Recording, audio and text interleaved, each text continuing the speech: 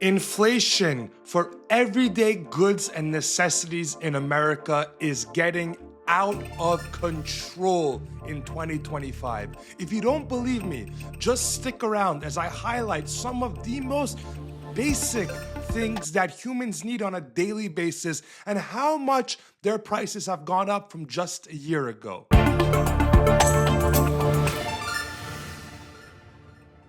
Hey everybody, I'm Spencer Hakimian and welcome back to another episode of What's Moving Your Money with Forbes. And on today's episode, the topic of the day is inflation. Because although the headline number supposedly says we're at 3% inflation, the experience number by the vast majority of Americans could be a lot higher than 3%. And if you personally feel like your inflation rate is actually way above 3%, like I know that I do, I want you guys to watch the rest of this episode and please like and subscribe and let's get right into it. So one of the problems when the government talks about inflation is they're talking about a basket, which is awfully hard to honestly make clear, broad generalizations for the vast majority of the country. And this is pretty obvious.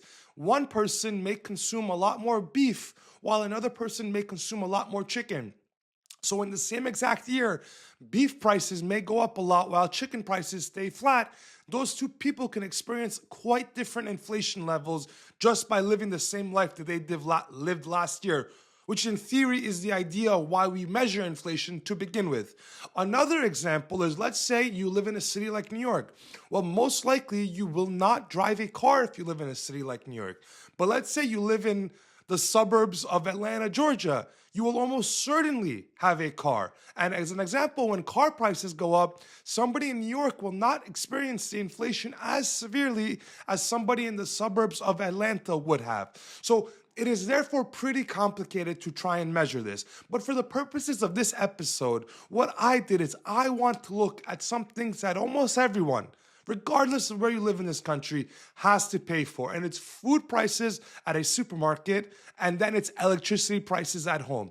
Almost everybody you know, no matter how you live, where you live, what part of the country you're from, has to pay these bills. And scary enough, these are two of the categories where inflation is rising so fast and it's almost unprecedented. So let's get into it into a lot more detail right now.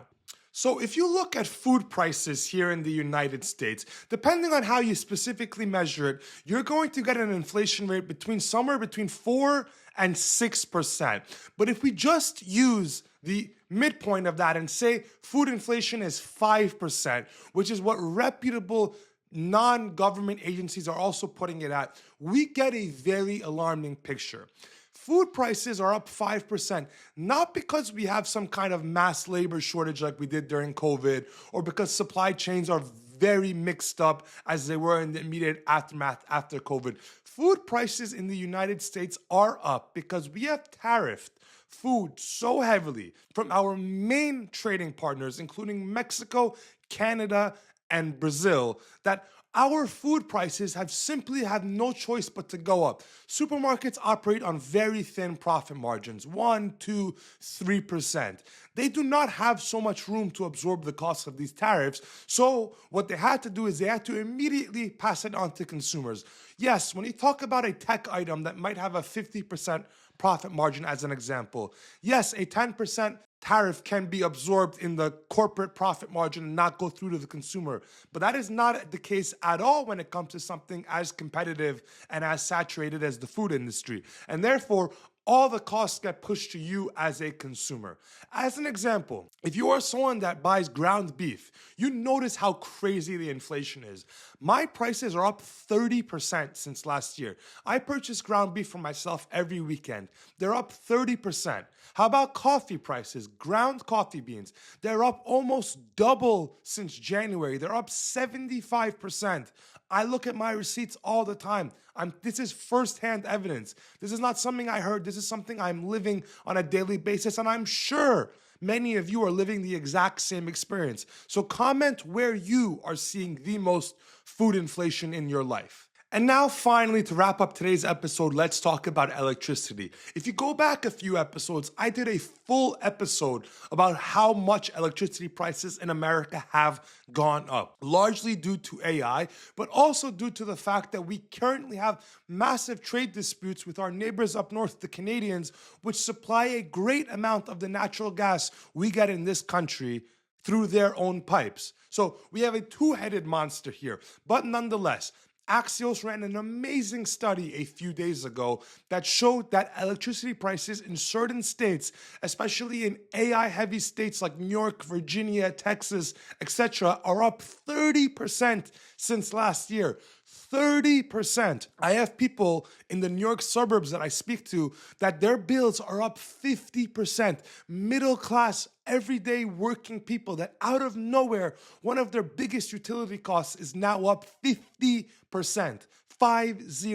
Now, how can inflation be experienced at 3% overall when one of the two main categories, meat and electricity, are up so much, double-digit growth year over year, just from a year ago? How can it be that inflation is really 3%? Do you, in your own life, have an inflation rate that you think you're experiencing? Me personally, every time I do the math, my inflation rate from last year is about 8%. I did a TikTok, Instagram, and Twitter post about this where I detailed it line by line. 8%. I want to know, how much is your inflation up? Now, guys, thank you all very much for watching today's episode, and I'll see you guys very soon.